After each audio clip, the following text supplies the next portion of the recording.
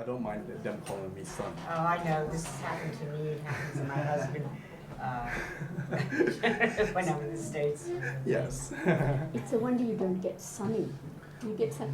Oh well, I mean, even though my name is Sun, but I'm not really accustomed to the heat exposures or anything. So I like the moon instead. Where are you from? Where do you live in the States? I used to live in, let's see, Massachusetts, New York, and Arizona. Oh, nice. So, Yeah. but I lived in Boston when I was in university, and then New York is where I was born and grew up. okay.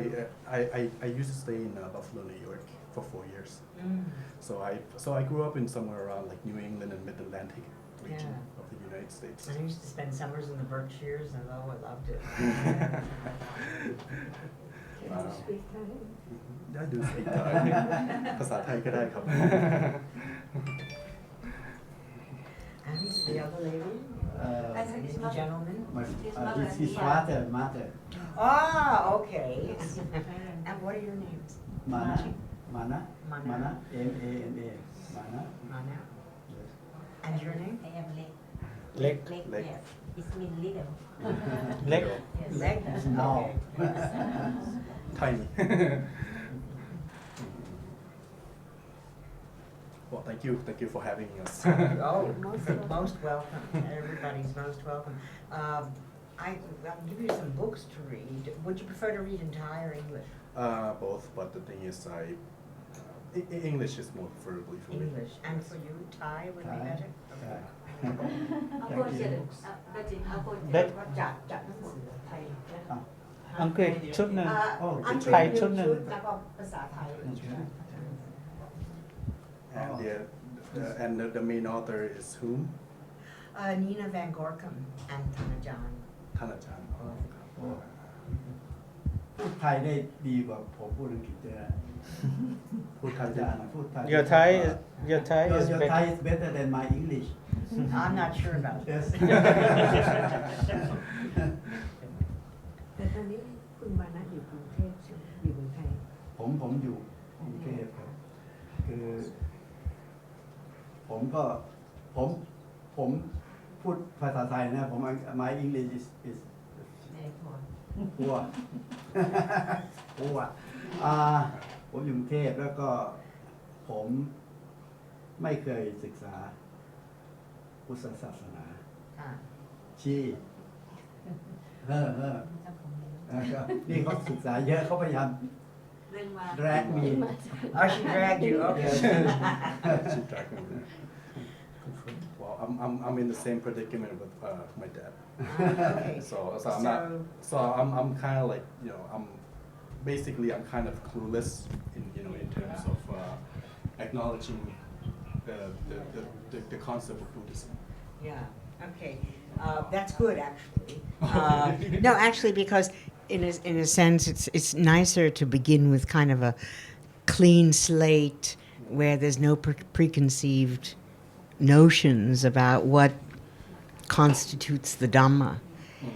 So this is good in a way, and one of the, I guess I call it the meat and potatoes of Dhamma, the main teaching of the Buddha, is about anatta. This means the idea of no self, and the learning is learning to understand that at deeper and deeper levels. What this really means, what does it entail? No, non-self. And one of the things that we learn, I guess from the very beginning, is that because we study what's called Abhidhamma, the higher Dhamma that the Buddha taught, we talk about what is real. So maybe we can begin by asking you some questions first. What do you think is real? And what do you think is not real? Well, rather a difficult question. Mm-hmm. Switch. Okay. Hello. Hello. Yeah, press the button there. There's a button.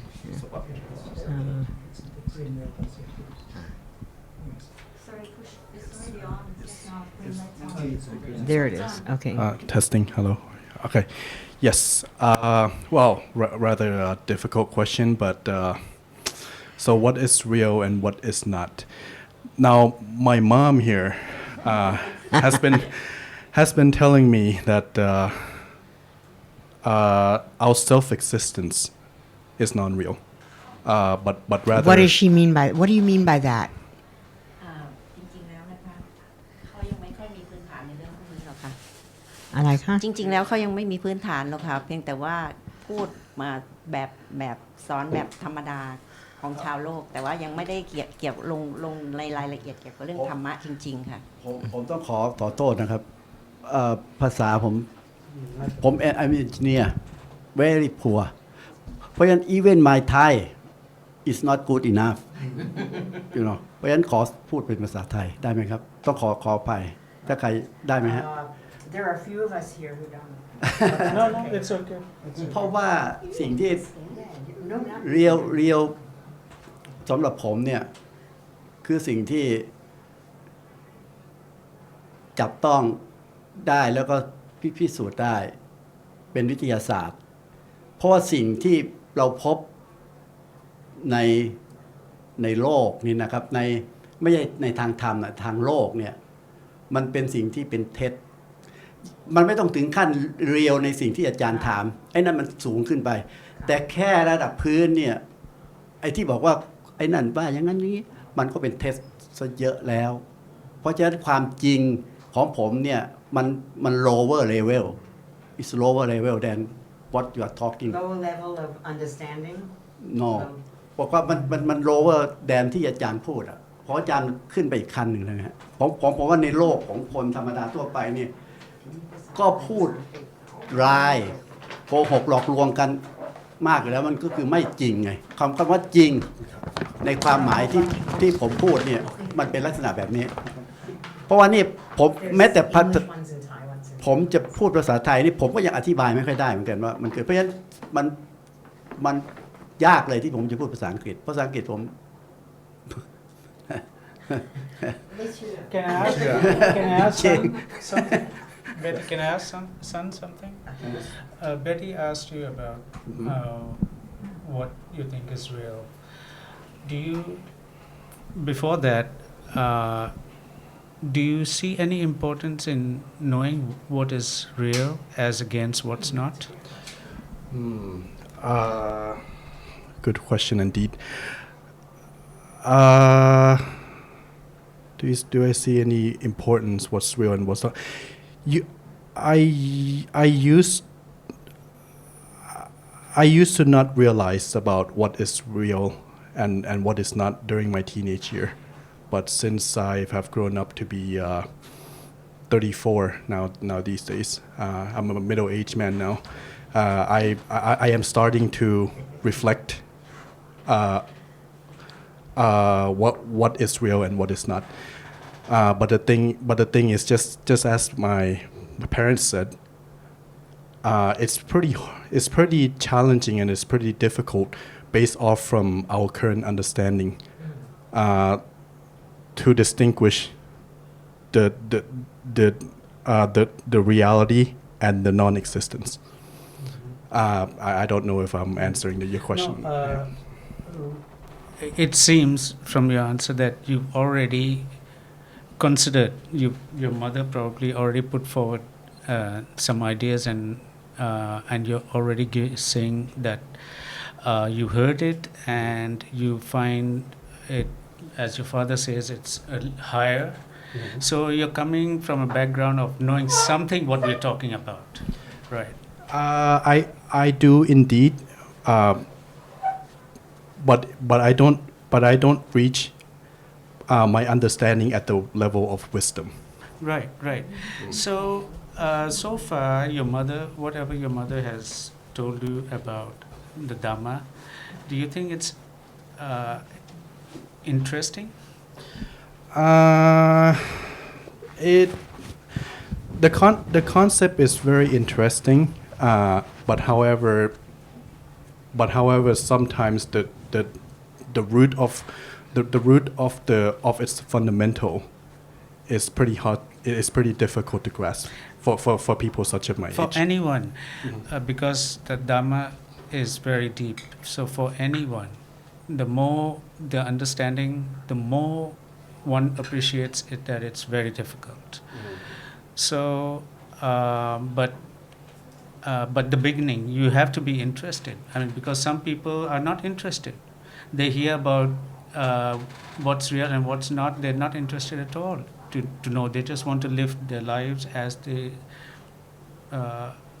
do. You know, they're not interested in finding out what the truth is, what is not. So, so from what you have heard so far, you think it's something worthwhile knowing about and inquiring further into? I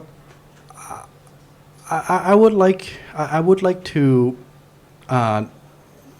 know. I would like to understand further. You know, deep down into the concept of Buddhism. So basically, you know, right now we're talking about the existing and the non-existing. However, the thing with me is that you know, like I grew up, you know, most of the time, you know, I grew up in the States. You know, we live, you know, we used to live in the fast life, and you know, we used to live in the in the world of competitions and so on. So basically, once I moved back to Thailand, you know, a lot of people were, you know, are religious, but at the same time, there are not many people here who are able to answer my conceptual question that I asked them. Okay. So am I interested? I think the concept is pretty interesting. Okay. But however, you know, like due to the actual knowledge that average majority Thais would have, they don't answer my question yet. Okay. So maybe we can start with the questions you need answered. Okay. So my mother actually has been telling me that our self-existence doesn't truly exist. I mean, this is something that I have been struggling to understand all along.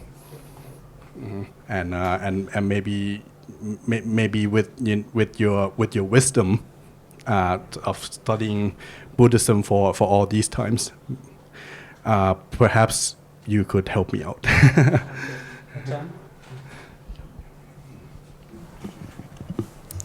Do you think that the daily life is that we don't know at all about it? Or you know? In daily life,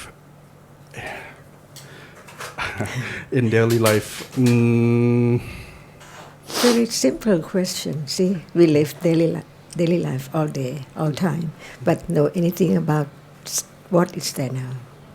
This moment is life. Do you know anything about it? I know what life is. I know what life is from my own understanding. Yes. So you can tell me what is daily life now. What is life? Okay, if I want to define it, so life Now. okay, so life is the existence. So basically, it's one's existence. That is one's existence to serve the purpose until that time comes. This is how I define life in general. Is seeing life. Seeing life. Is seeing life. Would you please kindly expand the question a little more? Because you see that now we're talking about daily life. Mm-hmm. Is that seeing right now? Is it daily life? Seeing right now is a daily life. Yes, Okay. Yes. So what else? It's daily life. So talking about this, the existence.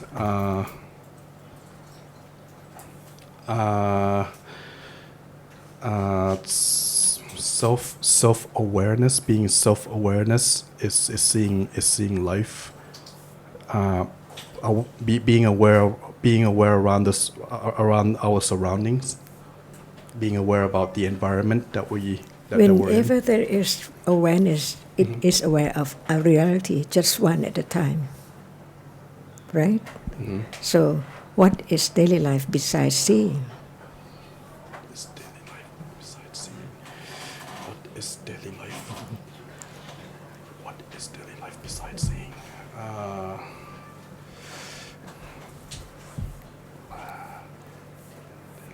Besides seeing.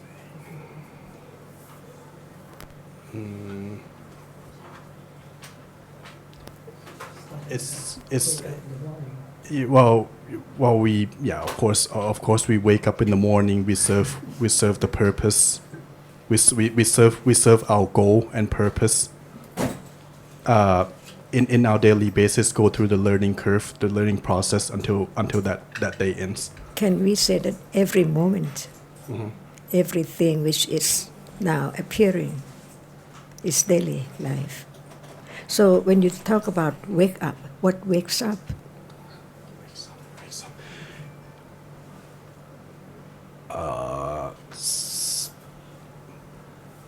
My mind, my internal body, and my conscious. If we don't talk about just one word at a time, Okay. it is not clear. Okay. Okay, what is the mind? Mind is a conscious. What do you mean by conscious? Conscious is the self-awareness that we all humans should have in If order to. awareness does not arise at all, can there be I am aware? If awareness, Doesn't arise at all. no. So is awareness itself I, or it is awareness? Difficult. It is awareness. It is awareness. No one, No one. no me. So it's real. It's a reality which is not self. It doesn't belong to anyone at all. It's not at anyone's control at all. So is that not self? No, not that. So not where at is all. the self? What is the self? What is myself?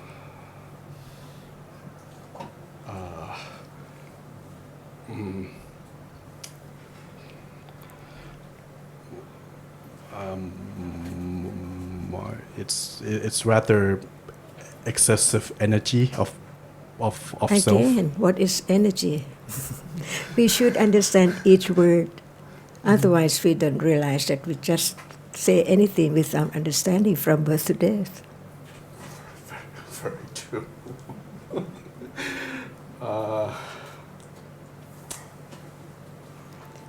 And this will be your own understanding from your own considering. See, not just belief. Not just that's what the difference between the Buddha's teachings and any other teachings.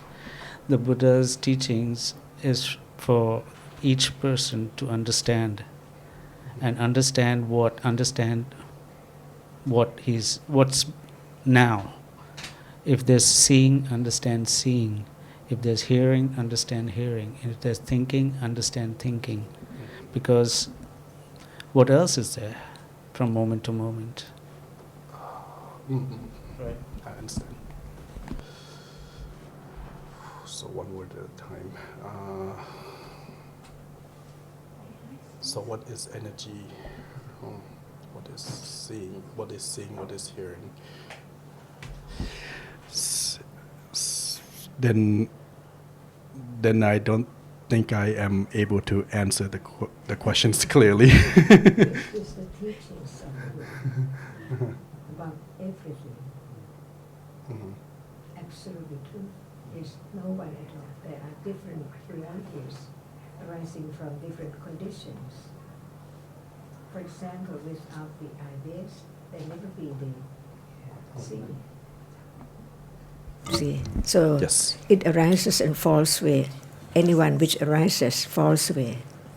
But it's succeeded by another reality very quickly, rapidly, that no one can understand the moment of arising and falling away, because what represses that is another reality all the time, all new ones, all the time. This seeing moment is not seeing a moment ago.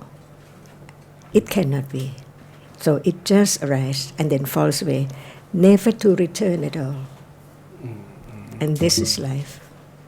Never to return at all. So that means to achieve nirvana. No. Right? It just means that it just means the seeing just now Uh-huh. is not the seeing now. That seeing is gone. This seeing is different. Different objects, different things are seen, Okay. right? Uh-huh. Sound, same. Mhm. The sound is gone, now hearing something else. So the old is completely gone. The old hearing is gone. So the sound too, completely gone. There's always a new sound, always a new thing that's seen, visible object, color, or what you may. So that's what Ajarn is saying. By gone completely means never to come back, means it's gone completely. Because it's in the nature of everything to rise, age, and disappear completely. Never to come back. I something related to Than.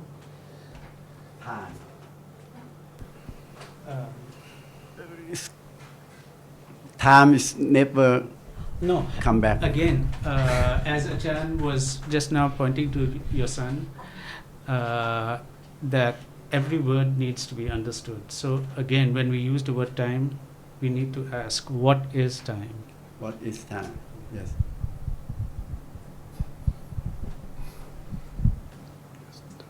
so one word at a time. One word at a time. Time is something that we use to measure.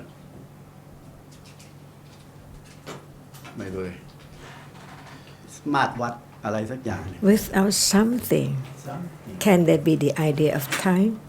without something Because you just said something. To measure time. yes But what is something? And without that can be time. you human being So the words of the teachings of the Buddha cannot be just thinking in your own way anymore, but to consider, study the word that Buddha said, to be your own understanding. And this is the precious thing, to have one's own understanding, not just talking about that which we don't know, about energy, about time, about all you said before hearing the teachings of the Buddha.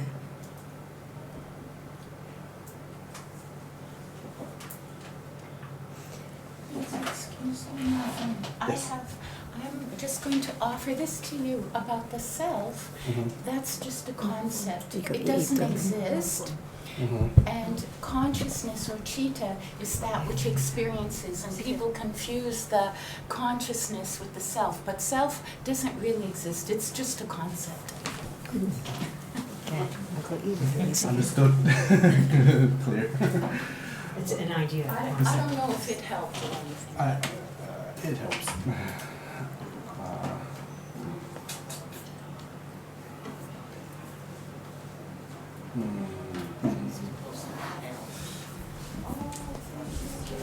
Can you go sit over there? Please. I mean, it's often true that a lot of time I don't realize I don't realize the reality or the understanding, my current understanding about the existence, because some of the vocabulary that I may use, some of the sentence that I may say, I think that I understand, but truly I don't. Actually, the Buddha's teachings, if it is understood correctly, That's hot. the impression you get is that you never understood anything at all. Because the Buddha was the one who was enlightened, and only he could teach what we're hearing here about. Only he, no one else. The rest of us are so caught up in stories about energy and time and all that, and we think we know, but no, we don't. And the more we listen, the more we understand, the more we realize how little we know.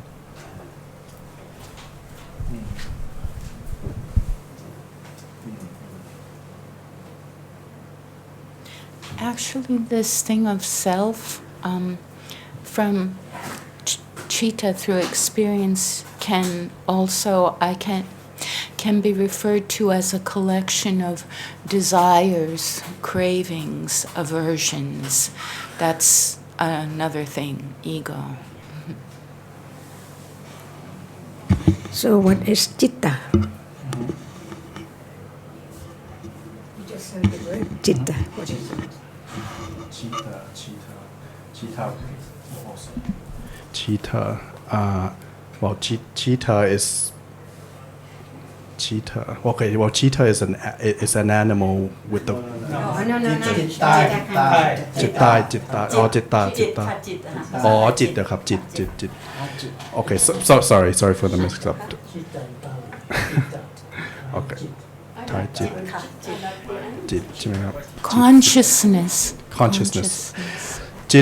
Jit is okay. Is Thai and citta is part. Jitta is Pali. Okay. Jitta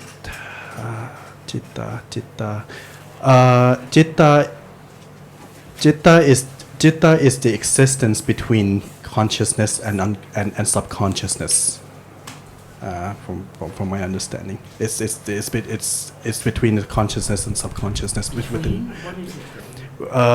Well, within our own self existence that we are. So that's what you have learned about chit, the Thai word chit. That's what you understood the meaning of the word chit to be, that it's something inside you, right? Something like that. Yes. And what is consciousness? Consciousness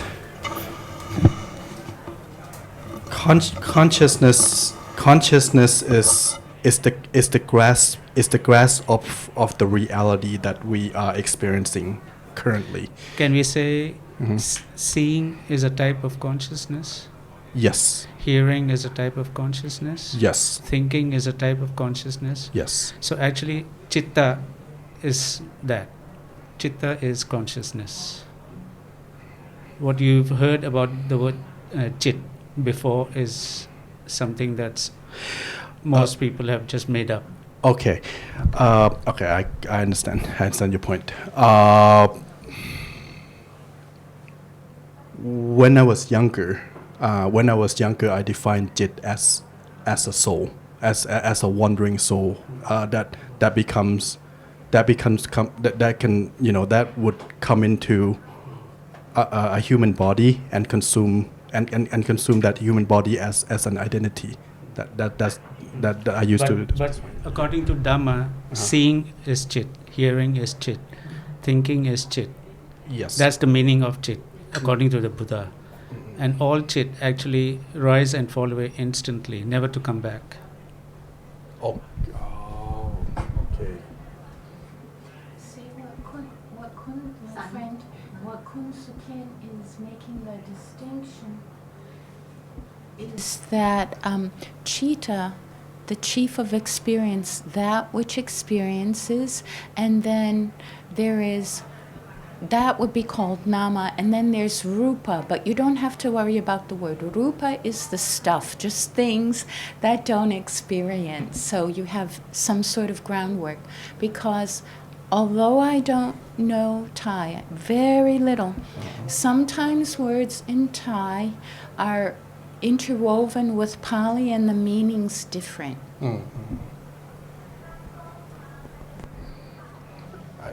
Is attachment citta? Is attachment. Attachment. It's not an attachment. Is attachment citta? No. Why not? Because because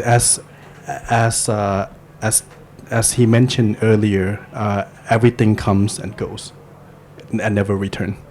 So that there will be no form of any kind of attachment. No, is attachment itself? That's what Ajarn is asking. Attachment itself, whether that is a chitta. Attachment is real. There is attachment. I'm attached to this, right? For example. So what is attachment? Is it a chitta? Is it a consciousness? Oh. Yes. Contact. Yes. Attachment. Attached like. Yeah. You're attached to music, or attached to the idea of being who you are, or attached to your parents, attachment to... That's what we're talking about, attachment. Attachment to taste, attachment to a car, a BMW, or whatever. Oh, okay. Right. They come. Yeah, maybe. I know.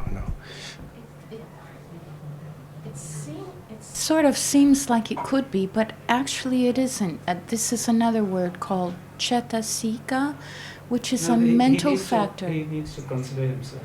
All right. It's too soon. Okay. Is it a sort of okay? Yes. In a sense. Attachment is. Attachment. Okay, so attachment is the is the habitual familiarity of oneself to an object, or to human beings, or to things. Is it real? Is it real? No, it's not real. Is there attachment now? Is there attachment now? Yes. So it's real or not real? Attachment is it's real. It's real. So it's a reality, right? Mm-hmm. What is the difference between citta and attachment?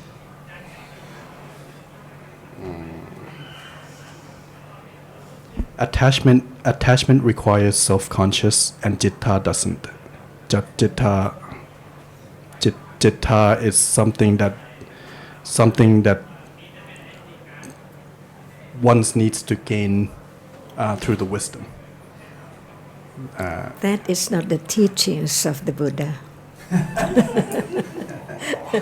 It's what you think. Okay.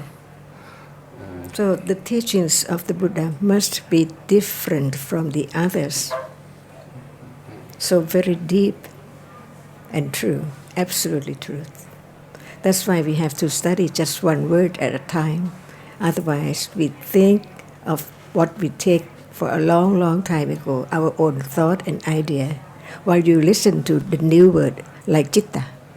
But if there is no clear understanding of this word, you will mix everything by thinking by yourself or by your own. That's why we need to clarify each word clearly, because whenever there is attachment, it's real. Does it arise? Yes. What is conditions for its rising? Condition for its rising. Conditions for its rising.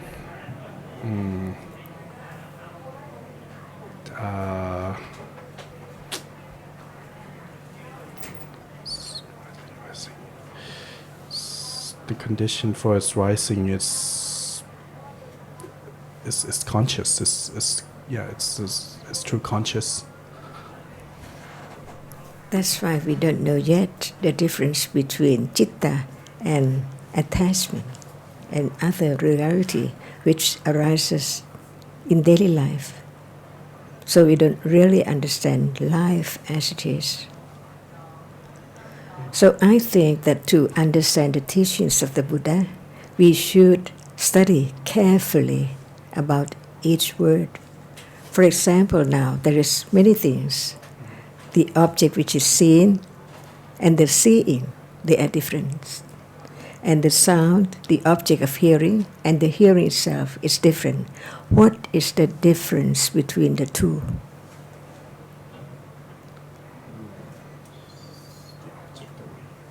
Seeing is different. Hearing is different.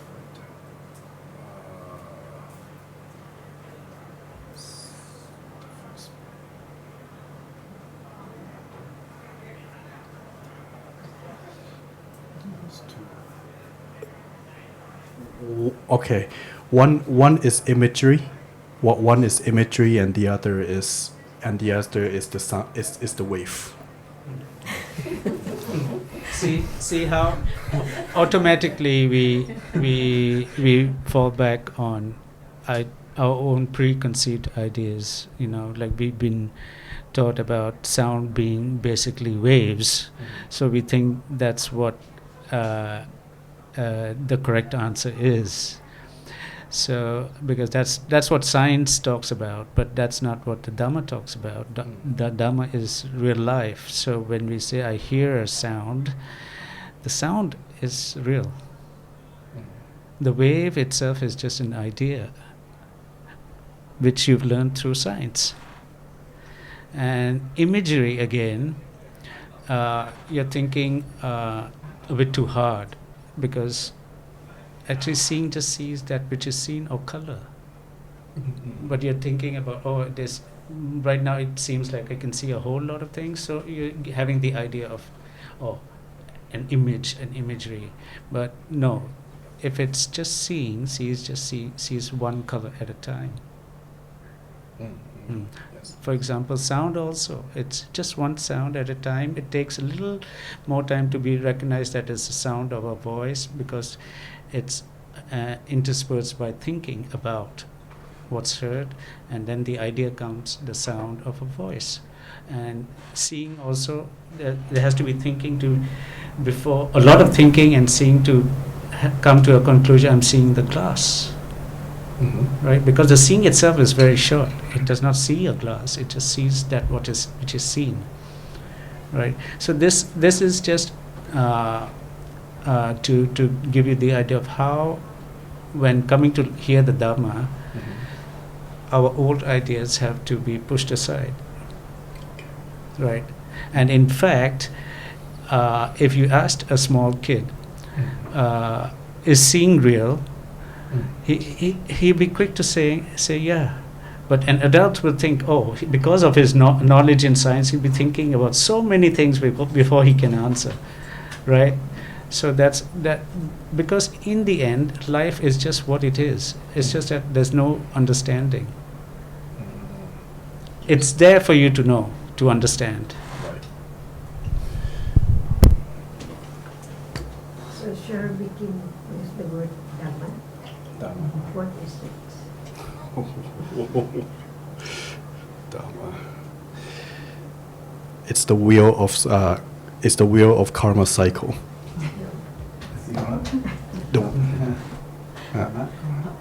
Dhamma, the wheel of karma cycle.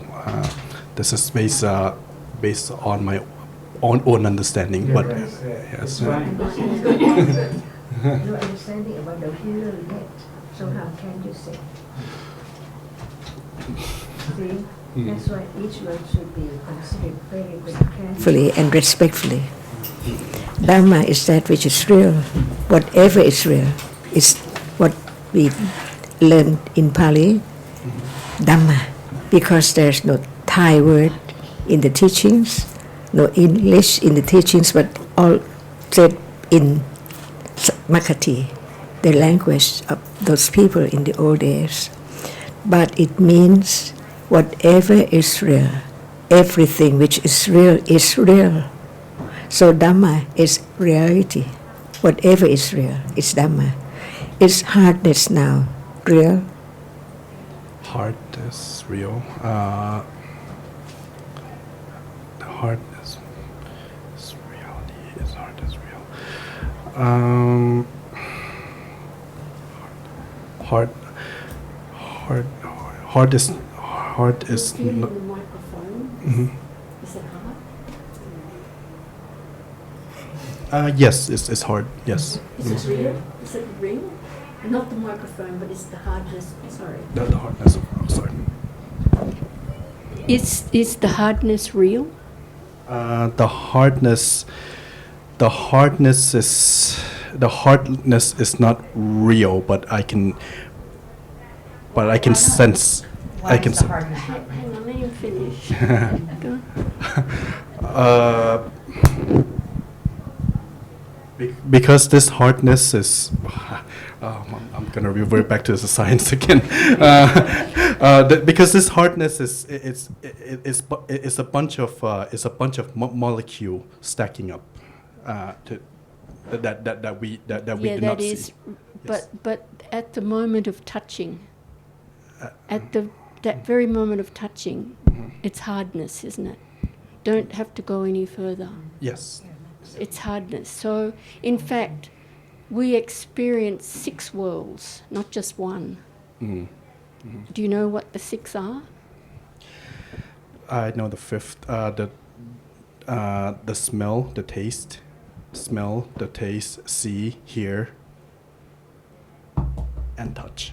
Yeah. And what's the 6th? The sixth is something beyond the dimension. No, what is it's this? happening right now. Oh, is it? It's thinking. It's thinking. As soon as there's touching, or seeing or hearing, quickly followed by thinking. But there is a difference. We're not doing it's not happening at the same time. When there's touching or seeing, that's all there is. Thinking follows, but happens very, very quickly. And we haven't got the wisdom to see it as just individual arising and falling. Okay. Takes a long time. Takes a long time. I figured that. So back to Dhamma. There are 3 meanings of Dhamma. One is the teachings, the Buddha's teachings. 2 is the law. Okay. 3 is what is real, that which is real. So the teachings is about that which is real and the law of that which is real. So that's the meaning of Dhamma. That's how Dhamma should be understood. So just now, when Azita was making this distinction between thinking and seeing, she was saying that it's soon after seeing, immediately after seeing, there's thinking about that which is seen, that experience. Same with hearing, there's thinking about that which is heard. And this is the law. It's always there. Otherwise, their life wouldn't be how it is now. I mean, we wouldn't be here to converse with each other. It's because it's always they're seeing, thinking about here, talking to each other. But it's so fast. It's okay. When we use the word law, we should use the word condition. Right? No, law also. How things work, right? Yeah. Yes. We can use the word nature Nature. instead of law. Nature. put forth order. Order. Yeah. Natural order. That means niyama. Nature. Niyama in Bali, the Buddha's teachings, and that is different. That there's Dhamma niyama also. There's Utu niyama also. There's different niyama.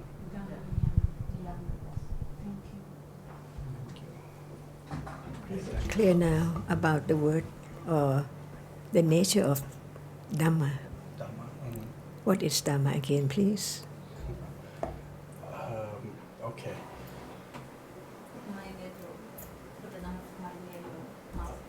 Yes, yes. Okay. And so quickly.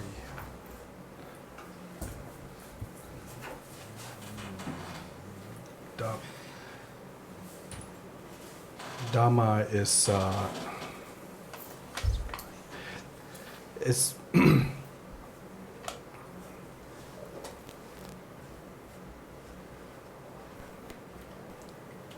is the teaching of understanding sixth sense and the law of nature. What is the law of nature?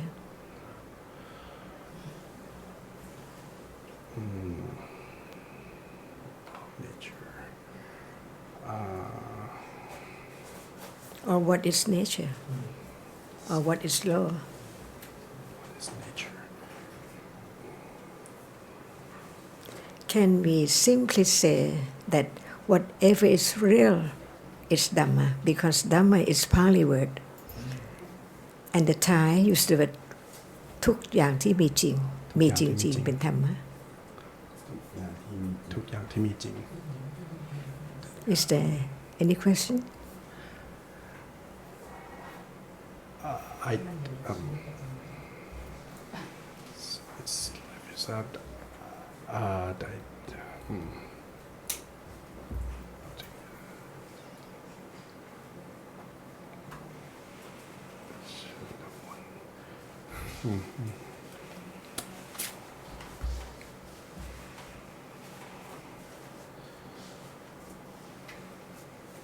Okay. So how can I look into my non-existent selves and understand my non-existent self? Hearing the Dhamma. Just keep on hearing the Dhamma is the only way to knowledge, to gain understanding. Just keep on hearing, reading, discussing about the truth, the Dhamma, and wisdom will grow, and then you begin to slowly understand that what you used to take for real is not, and what is real now, you begin to become more familiar with that, and your confidence will arise, and then you'll see that what is not real is not real. So the self or the world as you thought, which was real, you begin to understand that it's to be for what it is. Thinking, we can think about anything, the world, the universe, but the thinking is real. That's what you'll come to see, the thinking is real. But what it thinks about, that's just imaginary, based on memory. I would just add to that it's hearing the Dhamma, but considering very, very carefully what you hear. Considering. Deeply thinking about what you heard. I mean, when we say hearing, we mean hearing with understanding, not just hearing and like some people just switch on the radio just because they think it's a good thing, but they don't understand. But when real hearing is hearing with understanding. And for example, what Ajarn reminds to understand one word at a time. So if you really understand that, then when you hear, you will hear with that understanding, to understand one word at a time. So when that is happening, then it will happen considering, you'll be considering rightly. But if it's wrong, from the beginning, you don't even hear, you just remember a lot of words, then you might consider with just as a philosophy, but it's not. is to understand life as it is now. That's the purpose of the Buddha's teachings. I get it. Is there Dhamma or is there you?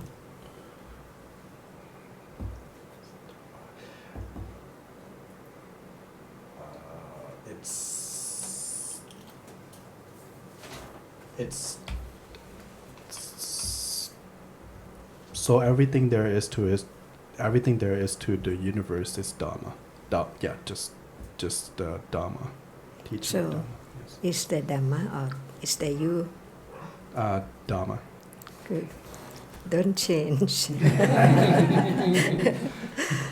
What else is Dhamma besides that which experience the object right now? Anything you can talk about Dhamma because they are all real and true. So what else? Anything which is real. Anything that is real.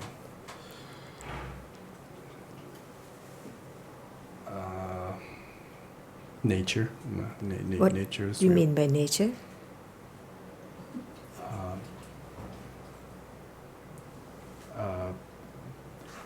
Four elements.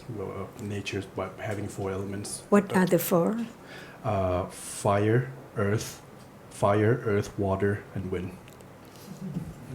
How do you, I'd like to hear what you understand by that. So from my understanding, these are the 4 basic elements. These are the 4 basic elements that form the natural resources that we have today, such as iPhone or the box why of do you tissue. say the basic?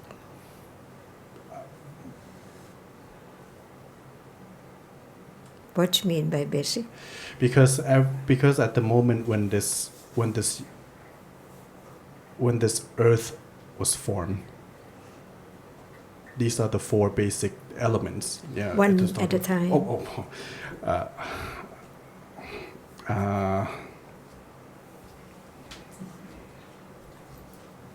It's the beginning. Okay, these 4 elements. It's the beginning of the evolution. The beginning of evolution to everything. Wasn't Yes. before that there was God who created all this? I don't believe that God created this earth. Okay. Is there the 4 basic elements now? Yes, there is. Mm-hmm. So why do you have to refer to Earth as in the beginning of time? Earth is the beginning of time. What is Earth now? Earth is a planet. It's a planet within the Okay. universe. Okay, but that's not what the Buddha Enlightened. when he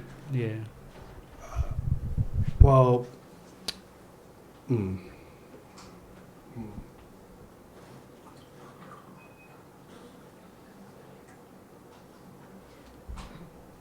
Please excuse me. There are the things that which is taught in school, science curriculum. So you have my sympathy and also my admiration, because if someone asked me about the elements, I would go straight to the table of elements, from chemistry. Yes. So periodic table. so this is beyond what's taught in school. It doesn't mean that it's not valid or useful. It's useful, but this goes far deeper and far beyond anything that was taught in school. So I understand being muddled in thought. Pretty much everyone who's sitting in this room has had a first time to be muddled in thought. and continue to be muddled in thought for a long time. And you continue to be And that person is me now. No, don't, no.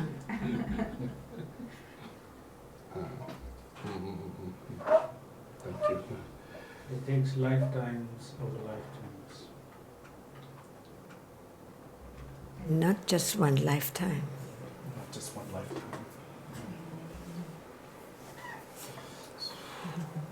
Eons of lifetimes. Eon of lifetime. Eons. Eons.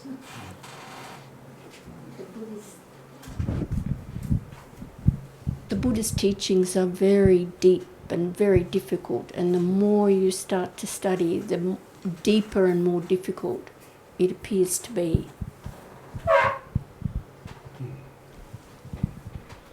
So again, about Dhamma. No matter what word you use, like 4 elements, are they Dhamma?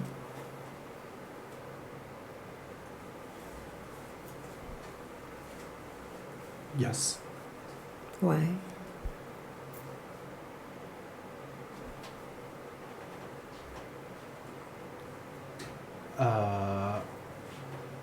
It's there to serve the purpose. It's there to serve the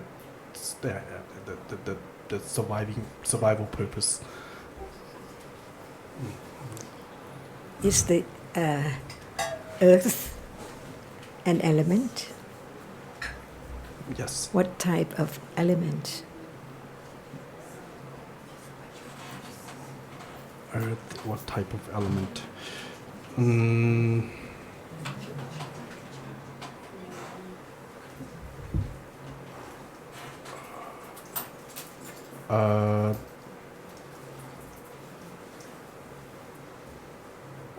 Earth is Earth an element.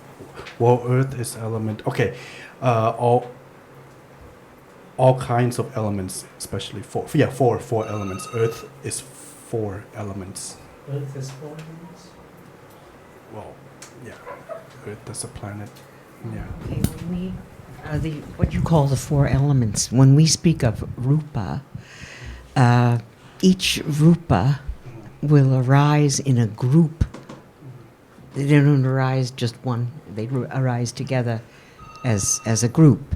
So we like to say that the main basic elements of that group represent what you call fire, earth, water, and wind. Okay? But what really do we mean by fire? It's heat, right? Yes. Okay, heat. What do we mean by wind? We mean movement. Okay? What do we mean by water? Water is cohesion, that these things stick together, they stay together. Fluid. Okay. Yes. And then, what was the 4? Fire, Earth. Earth. Okay. So what earth is hardness. Okay. So these are the words that we really talk about when we talk about the elements that represent what mostly people call fire, earth, air, water. Okay. So these are 4 main elements. I won't give you the exact term, but I'll just say the 4 main elements that arise together in a group with other elements. Okay. At least 8 of them. Okay. So that's one thing that you can learn later.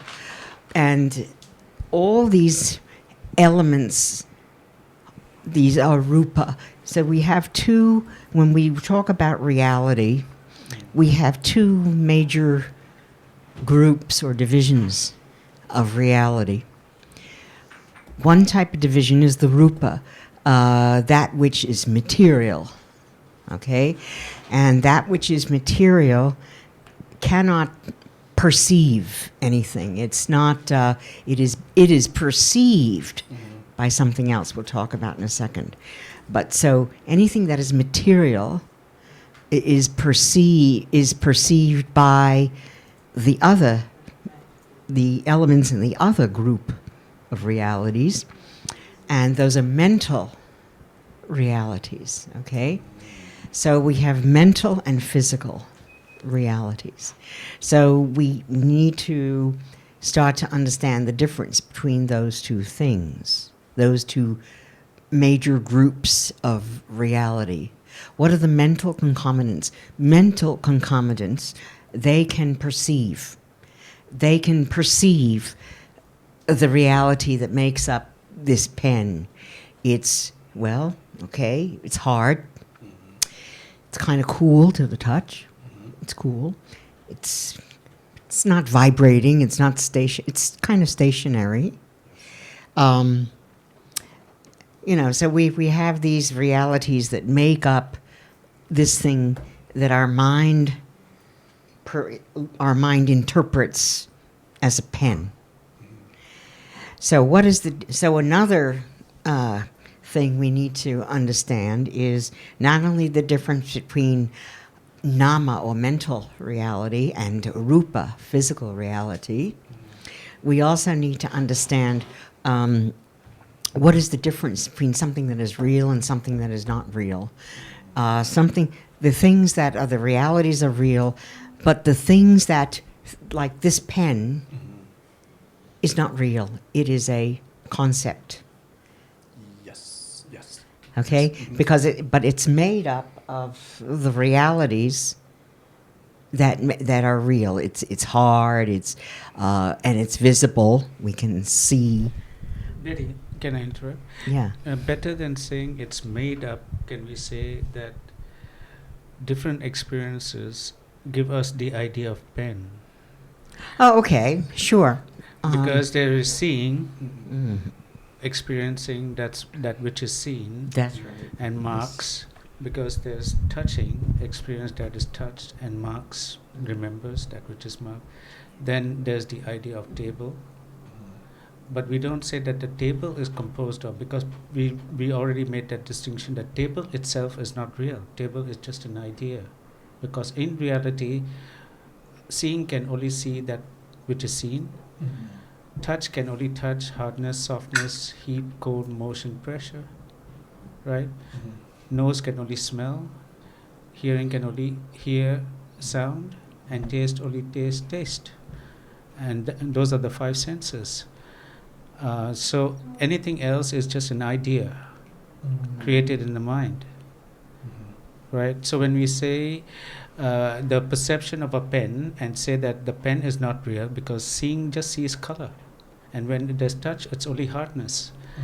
So I don't think it's correct to say that the pen is made up of, because we begin with making that distinction that pen is not real.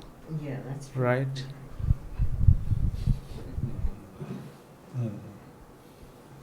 Excuse me. Okay. Why we go back to the word of Dhamma and we talk about the element. What is the element? In Pali we use the word dhatu. You have to understand first what the element is by his meaning. When we talk the element and what the earth element and what is dhatu. You see, sometimes you may be confused about the word. But we go back about the Dhamma. What's the Dhamma? And what is the dhatu or element? What is different of that or not different? He understand that? Okay, so if we go back to the word Dhamma from all the inputs of comments that I sent so far, within the explanation, long story short, is basically the teaching of the teaching beyond five senses that we currently have. Well, a greater realm than. Yes, teaching beyond five senses, because as you discussed about as you explained to me about the senses earlier. Okay, we can taste with our mouth, we can smell with our nose, we can hear with our ears, and we can see with our eyes. But anything beyond that is the teaching is a teaching of Dhamma.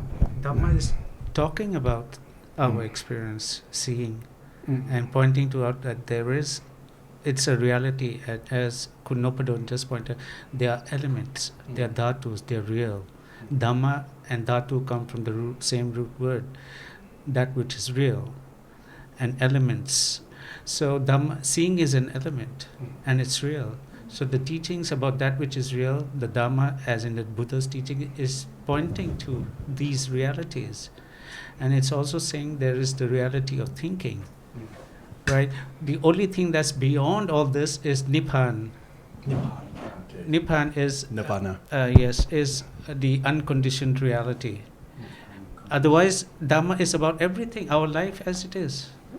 What's experienced through the five senses and the mind. So that is Dhamma. Okay. One thing that might be helpful, Kun-san, is that Ajarn talking about before about what is real. Dhamma is everything that is real. What we here try to develop a better understanding of is that we have many different labels. We talked about pen before. But there are realities.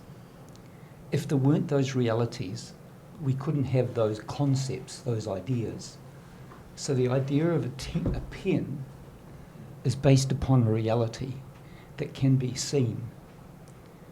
And all our language is built upon the idea of, it's because of these experiences. So when we look out there, mostly people believe that they see people and things. But those people and things appear because there are realities, and then we label them.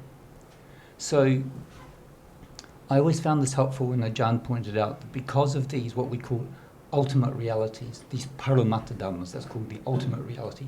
And then we have all these samutti, or conventional realities. We talk about people and things and people and table and chairs. We think there are people in the room here, but because there are these ultimate realities, so this is what essentially the Dhamma aims at helping us to understand those realities which are real, not what we think based upon our experiences. So our experiences are real, but usually we think, oh, what do you see? Or what do you hear? I hear music, or I see people. They're ideas based upon our experiences, but we have these different ideas. So Ajarn is always talking to us about what appears, not the concept. The concept is just an idea that we think about. All right. So is that a little bit clearer that because of the ultimate realities, we have these ideas about things and people that are based upon, because whatever country you go to, there are realities, but they all label them differently, and they take those experiences as real. They take, I'm not saying it so well. So whatever country you go to, there'll be seeing, hearing, smelling, tasting and touching. Yes. Wherever you go, and thinking about those experiences. That happens all the time, whatever country. But what most people have got no idea about, absolutely no idea, what the Buddha came to help us to understand, is that there is a reality there that can be understood, that's not people and not things.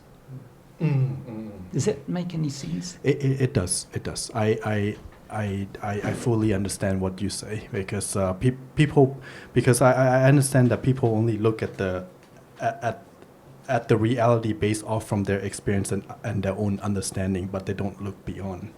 Well, they don't understand at that moment what is really happening. For example, because the thinking follows the experience of the sense door so fast that it seems like now that I'm seeing and hearing and thinking is all happening at once. It seems like that, right? Now that's why, as the example Kun Sundar gave, that people think they hear music, because that's so. I mean, who would say I'm not hearing music unless you hear the Buddha's teachings? Everyone would come to the conclusion, what are you hearing? I'm hearing music. What are you seeing? I'm seeing that glass door, right? Who would know that that's not what seeing sees or hearing hears? Because hearing can hear only a sound for a moment, instantly gone, followed by thinking. And then hearing again and thinking again, then it becomes the idea of music. Right? Or the idea of a glass door or a person. So there are those realities there, which we, out of habit, can't help but label, because that's our world. I mean, that conventional world is very helpful. We can talk about Dhamma without these concepts the Buddha gave us. We couldn't consider the Dhamma. But it's because of the realities that really are appearing, these can be understood.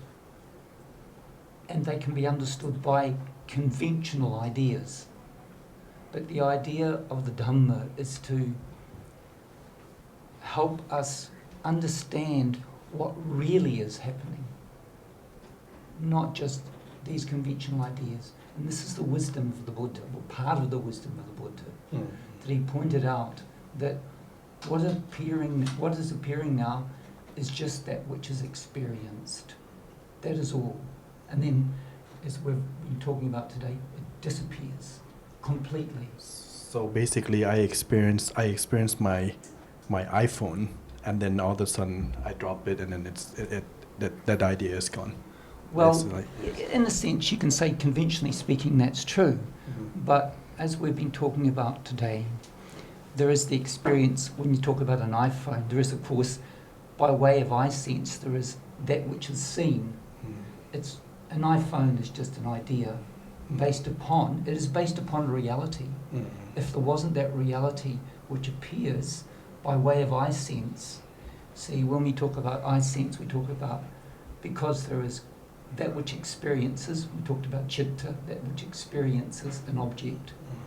There is the object and there is eye sense. Because of those three Dhammas, because there is eye sense, because there is the visual object, because there is consciousness, then there comes to be the idea, because of memory and other Dhammas, that's an iPhone. But there is a reality that appears that can be known by way of eye sense. If we didn't have an eye, so that's, we talked about the Buddha, you were talking about not-self. So there are, because of these different realities, there is not a self that's needed to experience those, because of eye sense, because of consciousness, because of the object.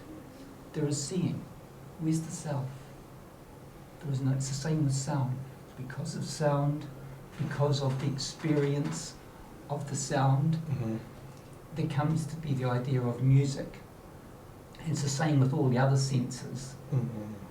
We're continually constructing a world based upon these experiences. But the Buddha, you could say, was the ultimate deconstructionist.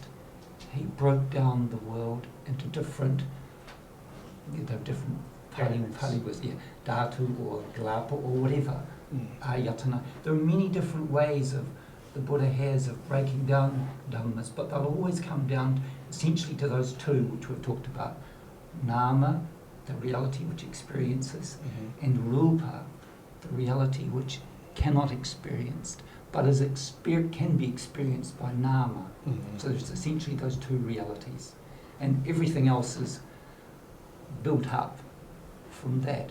But I've always found it helpful when Ajarn pointed out to me that because there are these ultimate realities, that's how we have the idea of the world. Without those ultimate realities, there cannot be an idea of the world.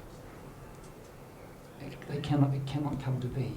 So that, in the beginning, I found that helpful because Dhamma is, I believe we need to be incredibly patient, very sincere, and very honest with what we hear. Because sometimes there are many people who come along here, and I think it was Kunsakin who mentioned earlier on, Kun Betty, that sometimes preconceived ideas about Dhamma can get in the way. They can make it difficult for us to understand. But when we hear the Dhamma the first time, and we're sincere and we're honest, we'll say, that's true. That makes sense. Like, what appears now? If I asked you what appears now, what would you say? What appears now?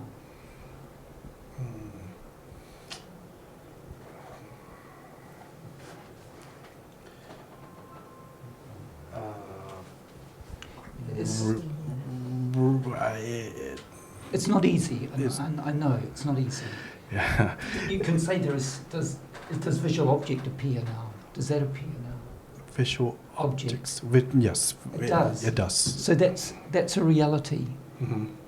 And that appears because there is eye sense and because there is the experience Mm-hmm. of what is seen. Mm-hmm. That's real. And it's the same with hearing, smelling, tasting, and so on. Because of those, because there is ear sense, because there is sound, and because there is the experience, we come up with these different ideas. And little by little, there can be this it's kind of an intellectual framework that's developed, that's essential, that understanding can grow from with this foundation when we are discussing with our friends, when we ask questions of Ajarn here. Little by little, we can build up a kind of a profile of knowledge so that understanding can grow. But anyway, I've perhaps spoke a bit too much there, but I always found it helpful that unless there was these ultimate realities, which we call Paramatta Dhammas, the higher Dhammas, or that's which is literally, the meaning beyond, if you like, that's how we have this idea of a world, which is just that, it's just an idea, it's not real. Mm-hmm. The world, as we think it is essentially an illusion. Mm-hmm. It's a mirage, if you like. Mm-hmm. It's not real. Mm-hmm. And that can be understood. Yeah. And the framework that we talk about, all this language and ideas and different languages, they can help us to understand that ultimate reality, which is different from the conventional reality. Mm. Do you agree with the suggestion that there's only one experience through one of the five senses or the mind at a time? I do. And that's our life from birth to death? Non-stop? Yes, I do. Just as Ajarn as mentioned, sometimes we tend to speak in several sentences to the point where we don't define each word, and that is indeed true. You understand the word Dhamma?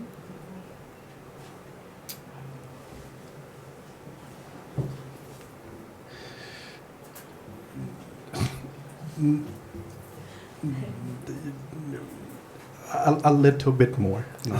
So, what is Dhamma again?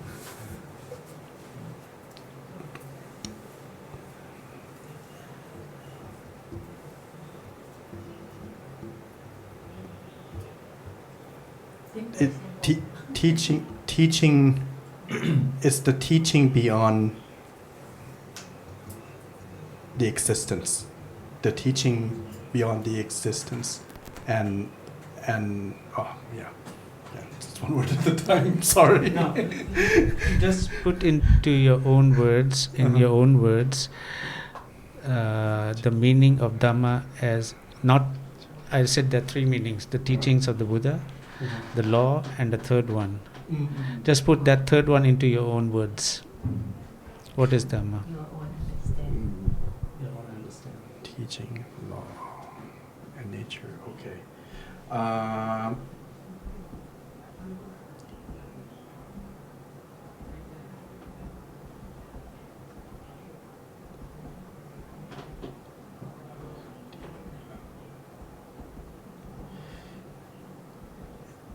It's the teaching to get away from the delusion. No, not the teachings. Don't give the meanings. Okay. What is Dhamma? If someone was to ask, what is Dhamma now, for example? Okay.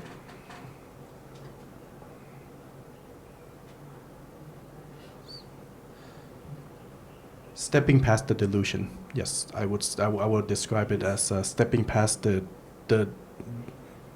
the delusion and the false understanding that we are in. You could say that because, in one sense, but what I think the answer has been looked for is everything that which is real is Dhamma. That which appears now, that's real. Not the person. A person does not appear. Yes. There is the visual experience, if you like, or is the experience of sound. There must be the experience of sound when you're thinking about what is said.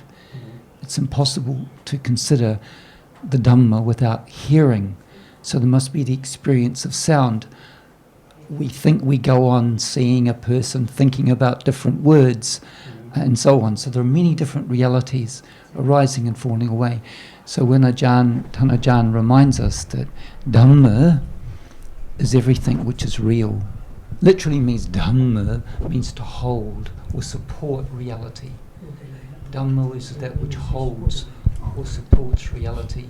And Concomitant talked about dhatu, which is the same thing as, like Mahatat, the great elements, the four great elements. And everything is, in a sense, built from those elements. And there are many different Pali words that relate to those ideas. But ultimately they'll come down to that which is real now. It's not, like Dhamma is not a place. Sometimes some people believe that to understand Dhamma, you have to go to, Samnak Padipat, you have to go to another place. But Dhamma is everywhere. It's not in a particular place. It appears now. And the Buddha spent, a lifetime talking to people about the Dhammas that appear. And if you look at the teachings, it runs like a red line through the Buddha's teachings as seeing, hearing, smelling, tasting, touching. That's a red line that runs all through the Buddha's teachings.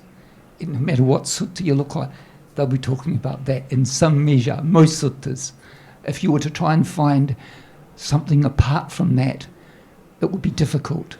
That's common to all the suttas when you look at the Anguttara Nikaya or Samyutta Nikaya.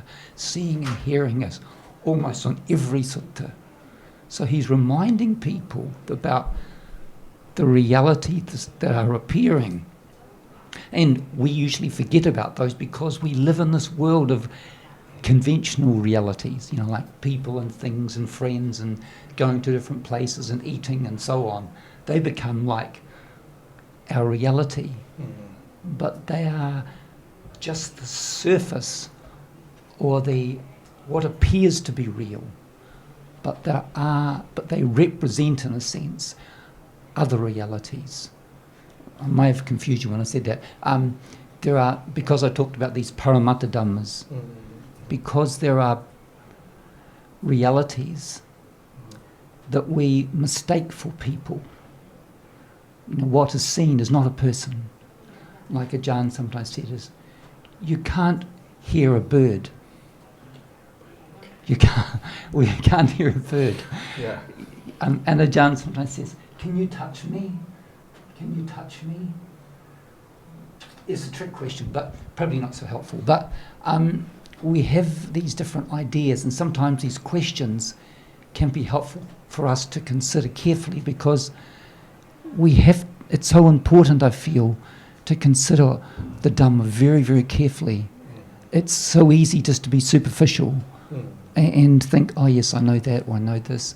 And little by little we learn that there is so much we don't know, but in the beginning, we can, when Ajarn talks about what is seen now, there is the experience of what is seen, visual object, that appears now.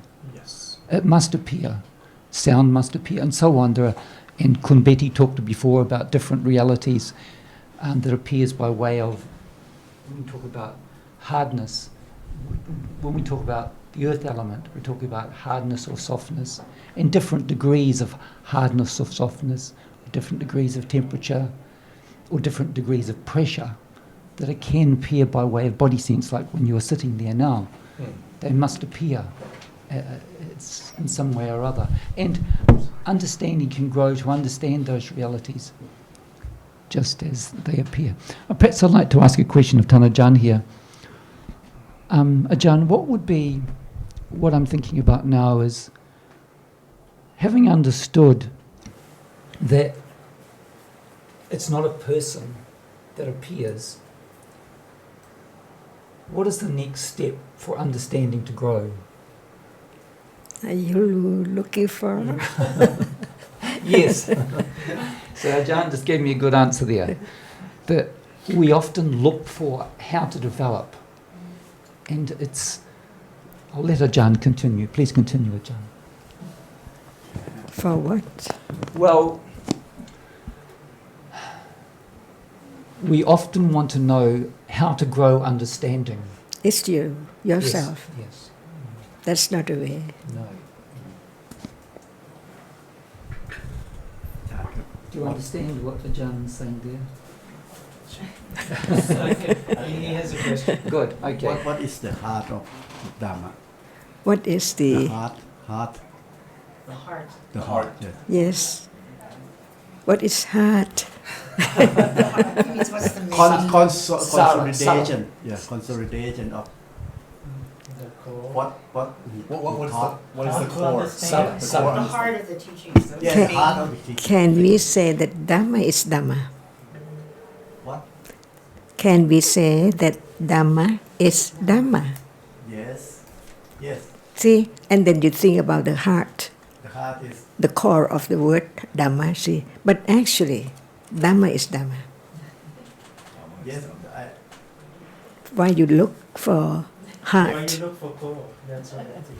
What is the benefit of? I think maybe, of yeah. I think maybe what he's trying to ask, if I'm getting this correctly, is, so why should we learn all these realities? Yeah. Okay. If we learn the realities and we learn the characteristics of these realities, all of them have three main characteristics that they're impermanent. They don't last.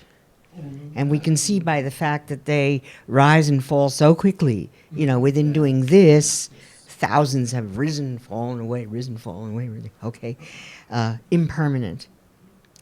So because we think that we're a being, we think we like this, we don't like it, we have attachment to things, okay? Because we think, this is a very valuable thing, it's a phone, I love it, it's a great thing, I'm attached to it, okay? I lose my phone, get upset, huh? Okay? So we have attachment, and because we are all basically based in ignorance about the way things really are, okay? So we're attached to this thing, or, I don't like the color of this thing, I don't like this. Or that's the opposite, I don't like this thing, okay? We either like it or we don't like it. And so the point of learning the characteristics, all right, one, the impermanence of it, is to learn with understanding, to detach from the attachment we have to all these different things. We have attachment to seeing. We like to see. We have attachment to hearing. We have attachment to speaking. We have attachment to touching. We have attachment to all of these things that arise and fall away in these realities that arise and fall in our daily life, because we don't know what their real characteristics are. We think in terms of the concepts: phone, pen, book, glass, cloth, stuff like that. We think of that all the time. And we think these things are pretty real. You know, we think this thing is, it'll be here tomorrow, it's going to be here the next day, it's going to be here the day after that. We don't realize that the rupa, for instance, that make up this phone are rising and falling away as well, and that this thing is not a permanent thing. And wait a minute, just let me finish about the other two characteristics.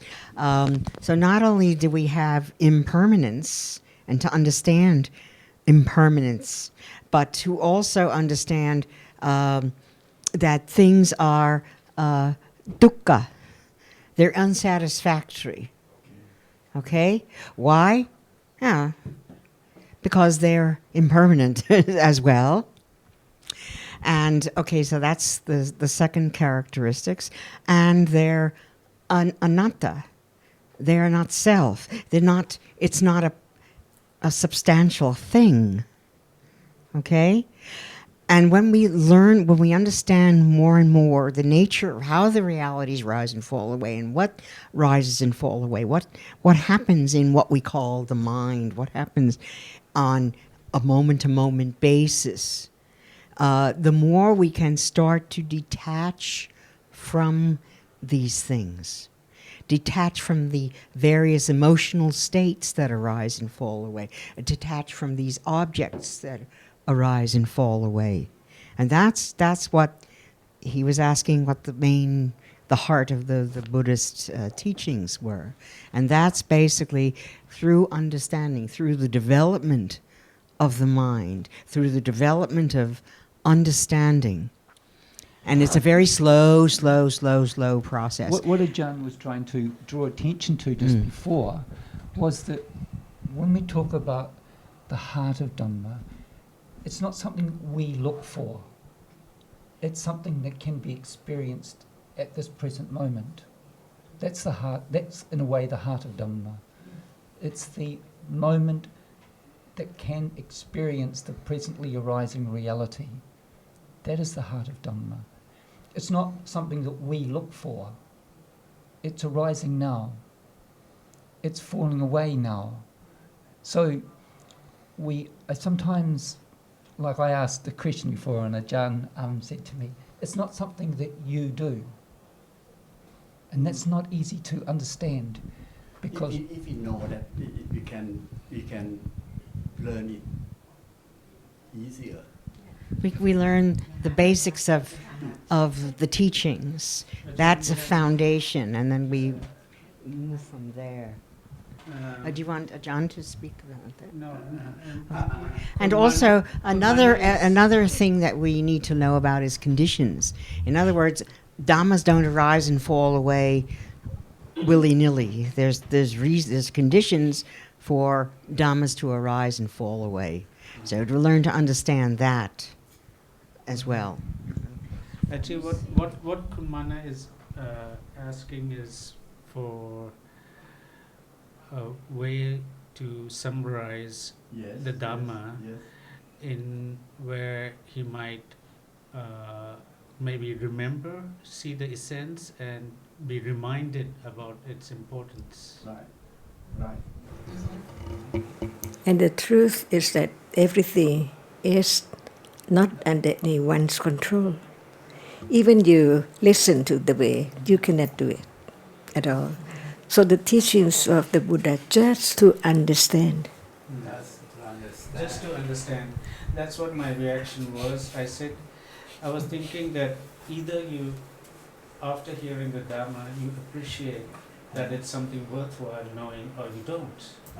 There's no other way. So what the response is, you just know it's something, you just keep on hearing, keep on listening, keep on studying.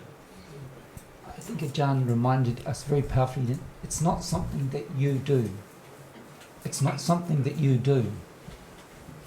There's no you to do it. It's not something. Dhamma is not something that you do.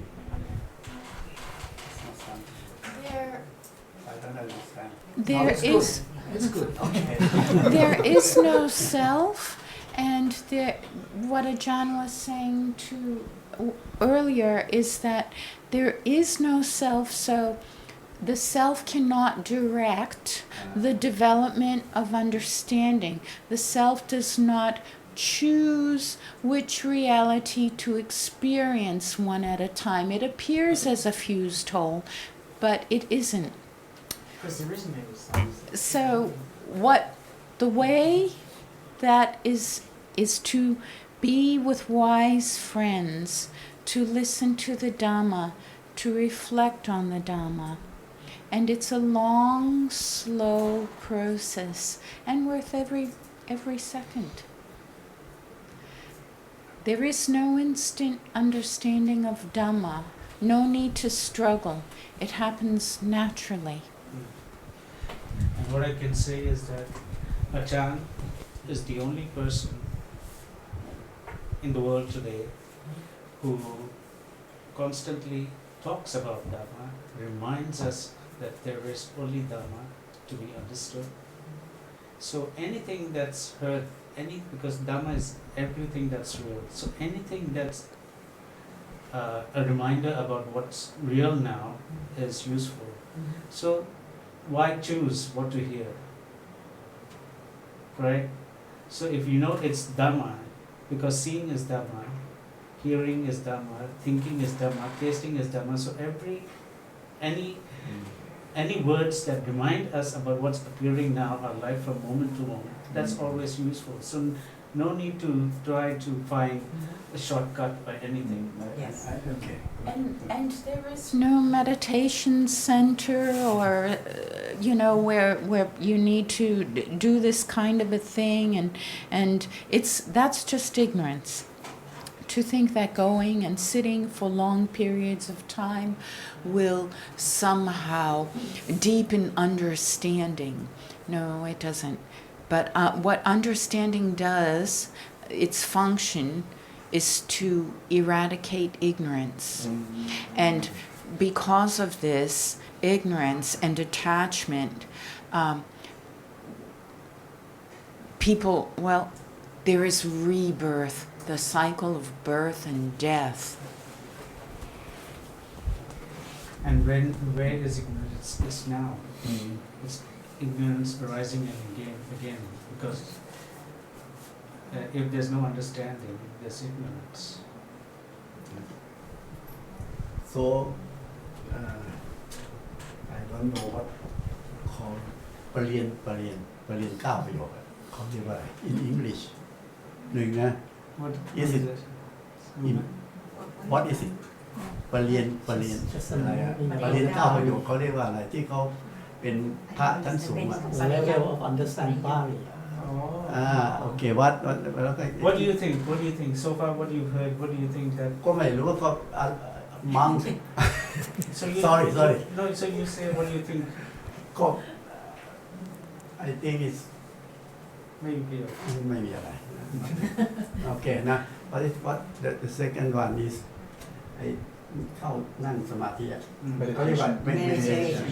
Because that's what she was explaining, that What when the you meditation- understand Dhamma, yeah. there's no need for meditation. relate how it relates to Dhamma.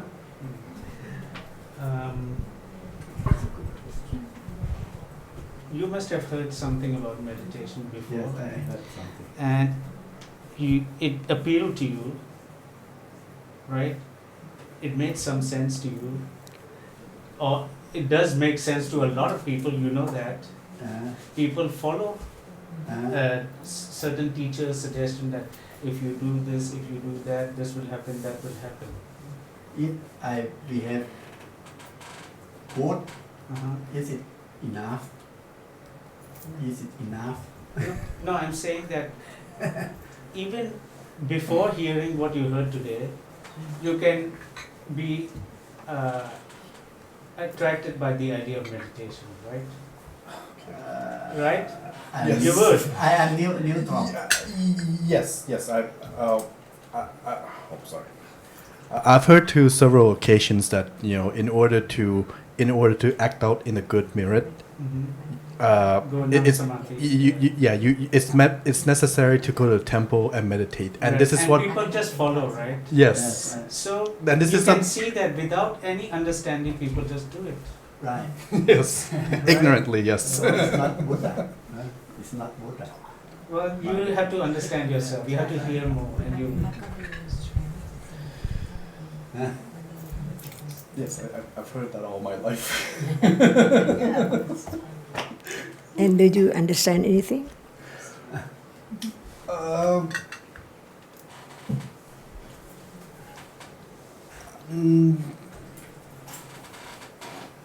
Well, I know how to be calmer, but no, I don't understand anything. What is calm?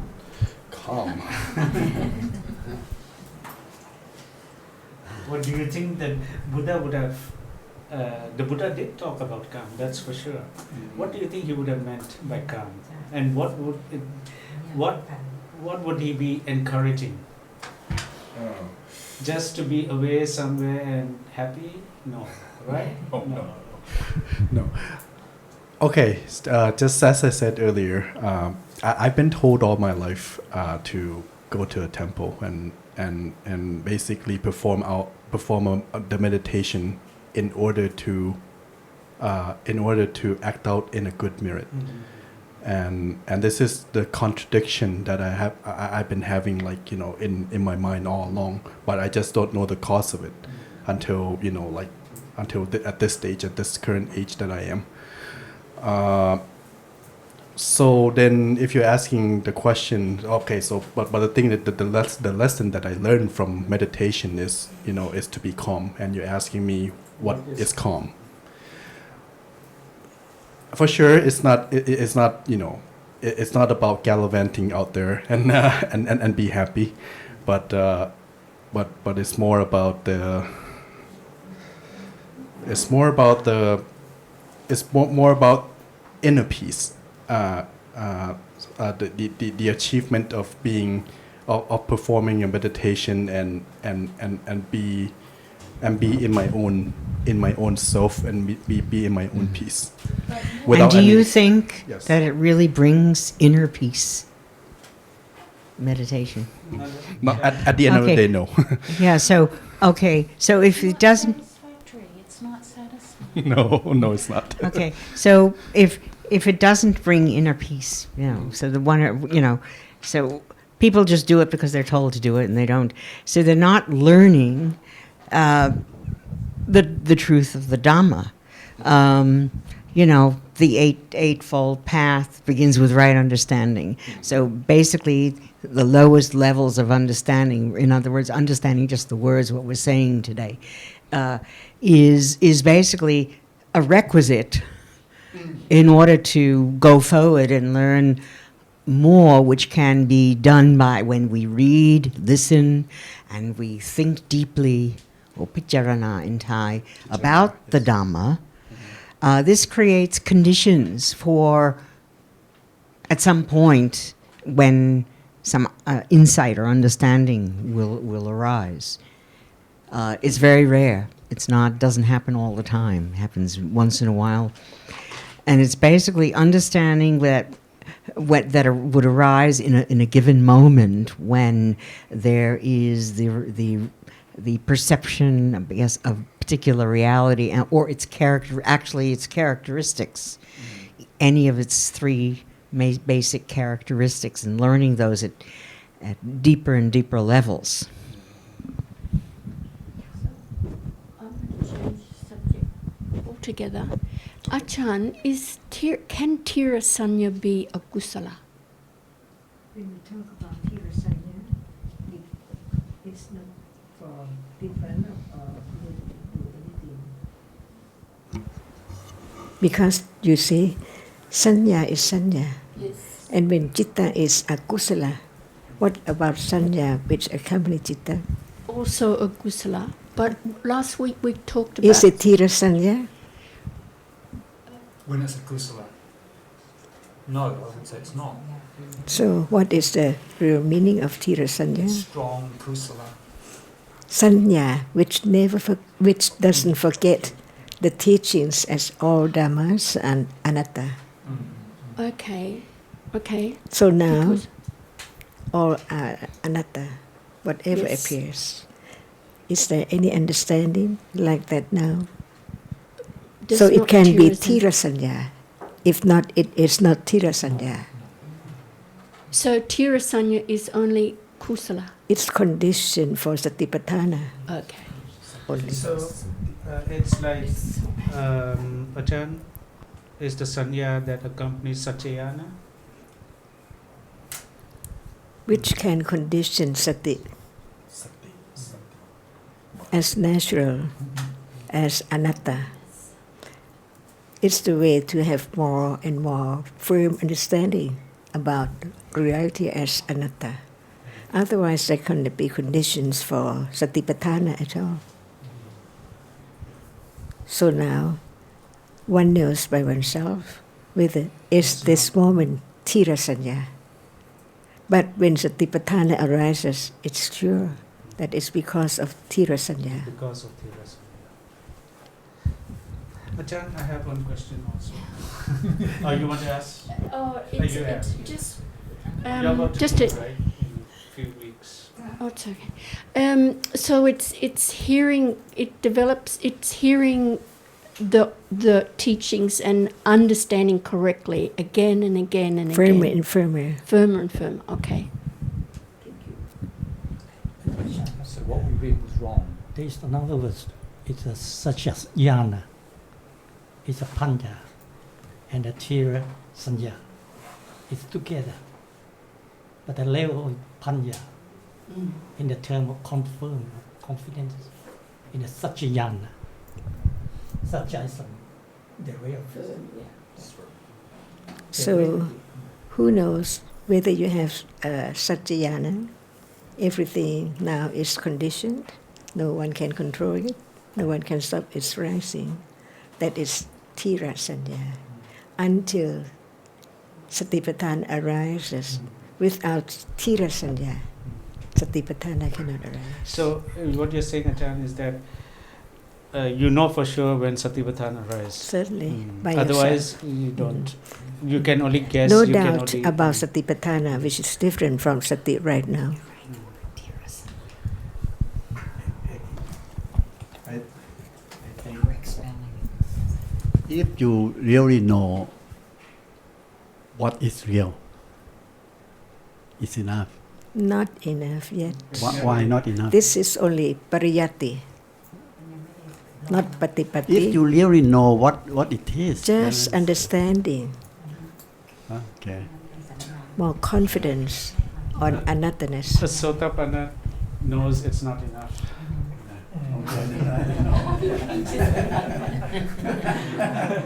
Oh, the Buddha said it's not enough, right? No. Oh, the thing is, if you, for Sotapanna, what we see, what we don't realize, for her, there's less. Let's take Anagami. There is still ignorance. There is still ignorance. There's still attachment. So there's work to be done. So what about us? Panya. Wisdom understanding. Yes. See, wrong view, ditthi, is eradicated gradually, slowly, and that's just the first of the things that needs to happen. So it's not instant. There's no self that can direct it. The self is not real. And striving or efforting with an idea to achieve or accumulate understanding is heading in the wrong direction. The level of Arahant. You call it Arahant. Arahant. The level of Arahant compare with the level of Buddha. How far is? No, cannot compare. Cannot compare. That's too late. It's too late. The more you understand the teaching, you realize that he cannot be compared. Can we not be? The enlightenment by himself as Samma Sambuddho. He taught only what the leaves in his hands. Yes, and we compare with Arahant is cannot be compared. We are the dust of the dust. Of the dust. Just a quick question, Ajarn. We were talking about Sabbaparanya last week, Ajarn. Tell me, I noticed in this book here, he talks about the three paranyas, but he talks about Nyataparanya. Nyataparanya and Sabbaparanya are the same thing, are they? Nyataparanya and Sabbaparanya, are they the same thing? Because you see that now we're talking about Nama and Yes. Rupa. Yes. The reality which had experience, whether it is yoga, No matter. is no matter it is yoga or dosa or anything, which can experience is Nama. No matter how much we talk about it, does anyone experience the nature of that which experience visible object now? No. See, so that is pariyatti. But when you are so firm, understanding the truth as anatta, even right now, you know that our dhammas, without, if they do not arise, how can there be ignorance and attachment to that object? So at that moment, when we studied a lot and we learn more and more to be more firm about realities are not self. All realities are anatta, not under anyone's control. What is this is heard and studied and understand. What is seen, it's not hardness, it's not a cup. It's only that which can impinge on the eye base, which can condition seeing right now to see just a moment. We cannot talk about a moment because all appears as nimitta of whatever appears. Nimitta. Only one moment cannot be directly experienced at all, because after seeing there must be that which is the sampatichana and then santirana. So how can anyone experience with panya the seeing? But when it arises on and on and on, we can understand the reality which can experience visible object as not self. As not self. So it's still not quite clear, John, the difference between Nyata Parinya. This is not Yata Parinya yet. No. Vipassana Jnana, the first Vipassana Jnana, Okay. until the... Before that we can say Sabba Parinya. Not yet, Not yet. because how can you have such understanding of that which has been experienced directly to understand whatever appears now as no one, no self at all.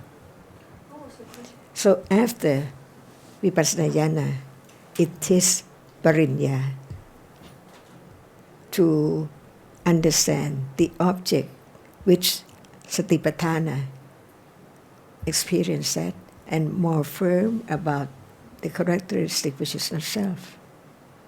And that is sappa, when everything from experiencing the first Vipassana Jnana be sappa parinya or yata parinya. So without the Vipassana Jnana, that cannot be experienced as sappa parinya. Because parinya is the moment when the nama rupa pariccheta jnana has arisen. So by having such moment of understanding, not just from hearing and thinking, it appears as it is. That's why in Thai we use the word prakot di. But now nothing is prakot di. It just passed on so very quickly. But when it's vipassana jnana, just one object at a time. So it is rab ru, ru rab, like just one object at a time. From that time on, there can be the parinya, understand as even right now, its nature is just that which has been experienced by the nama pariccheta jnana, the first vipassana jnana. See, otherwise, no matter how much we think about it, it hasn't happened yet. How can there be such understanding so clear, so firm, to understand it even right now? It has to be just like that, but it's not vipassana jnana, but it's parinya, the knowledge, the understanding after having experienced that vipassana jnana.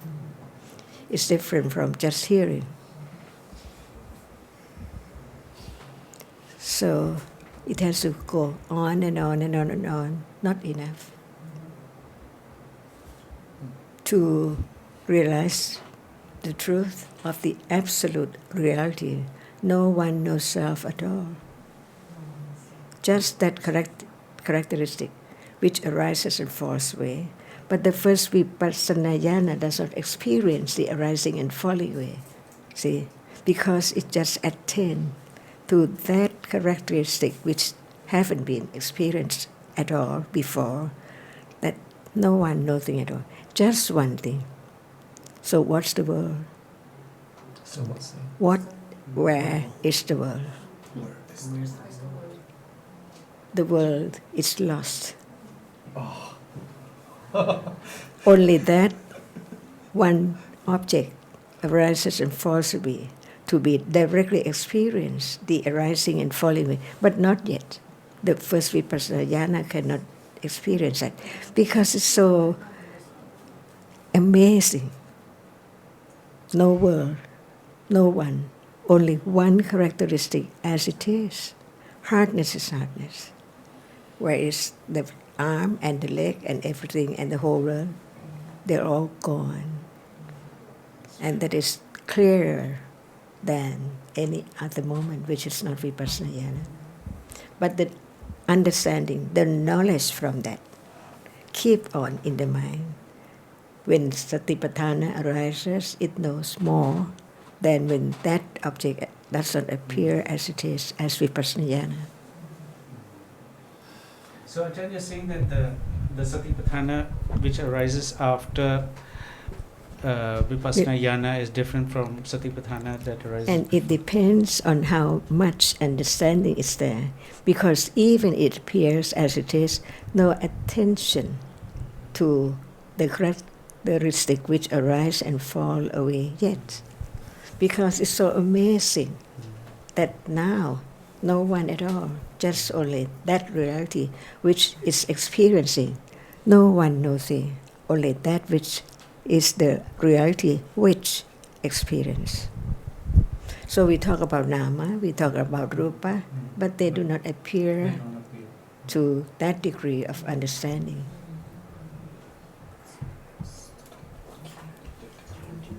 น้องสันวันทางนี่ยังยาวนานทำไมนะคะ ครับผมได้ครับ แต่ได้เริ่มก็ดีกว่าไม่ได้เริ่ม และต้องถูกถ้าผิดก็คือไม่ครบเลยหันหลังให้พระพุทธศาสนาหันหลังให้พระศาสนาพระพุทธเจ้าไม่ได้ตรัสไปอย่างนี้แต่ไปสำนักปฏิบัติรวมตัวเองว่าเข้าใจธรรมะแต่ไม่เข้าใจอันนี้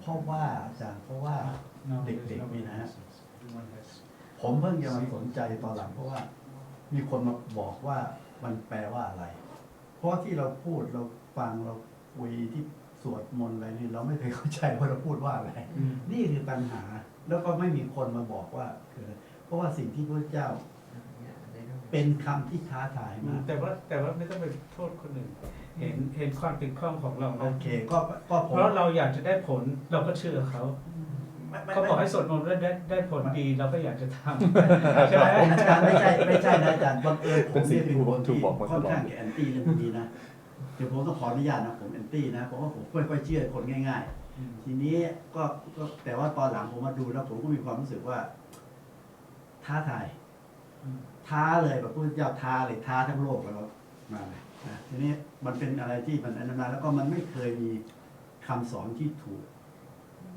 ชี้ว่าผิดได้ก็นอกจากพระธรรม ไม่มีแต่ว่าศาสตร์แต่ที่อื่นนี่ผิดบ่อยนะผิดบ่อยที่ครับที่สอนกันอ่ะผิดคือว่าก็ชัดเจนแบบว่าเรื่องโลกมุนท่าทิศอะไรพวกนี้ผิดกันแบบโลก7 วันอะไรเงี้ยทีนี้นี่คือสิ่งที่เนี่ยมีคำถามจากคุณวิว อ๋อนี่ถ่ายทอดสดเหรอก็มีไม่ใช่ถ่ายทอดสดไม่ใช่สด คำสุดท้ายอยากได้นะคะ One last question here. Question from Kun Will in the room that we are broadcasting now. A question on YouTube chat by Simon Penny. Did the Buddha himself use meditation as a means to enlightenment? Did he not sit cross-legged, body erect under the Bodhi tree? Please forgive my lack of understanding. Please, Ajarn, is question to you. Does he understand anything? Kun Will, Ajarn's asking whether you understand anything. How do we know that the Buddha, when he sat under the Bodhi tree, was concentrating on his breath or doing it? How do we know he was not picharana, really deeply thinking rather than concentrating on, say, breath. We don't know, but from the teachings we can infer that he was deeply thinking about the Dhamma. Because when we have the description in the Tipitaka that says at such and such time, when the cock crows, whatever it is, at such and such time the Buddha realized this, this, and this. And then at such and such time later, the Buddha then also realized this, this, and this. And it doesn't mention anything about he was thinking, he was concentrating on his breath. It doesn't say anything like that at all. It just says what he understood at different points during the evening, during the night. And that does not come when one sits concentrating on breath. I think it can be, I would just say accumulations. Just accumulations. That's what Buddhas do, Bodhisattvas do. Same as his Savakas. What were they doing? Right? They were listening, they became enlightened. So why don't you ask, oh, what were they doing at that time? Right? So the Buddha did what he did. Before he became enlightened, that's what all Buddhas do. And he became enlightened. After he became enlightened, he just taught the Dhamma, what is true. For anyone, his audience got enlightened while listening to him. He didn't say, go meditate. That's right. So there we have the answer for that. Right. No need to worry about those accumulations. Well, right. He had fulfilled all the... Okay, we ready for that? May the Kusala deeds I have done today be known to my parents, to those to whom I owe gratitude, both in this life and in past lives, to relatives and friends, and to all beings in other realms. May they all rejoice in these Kusala deeds.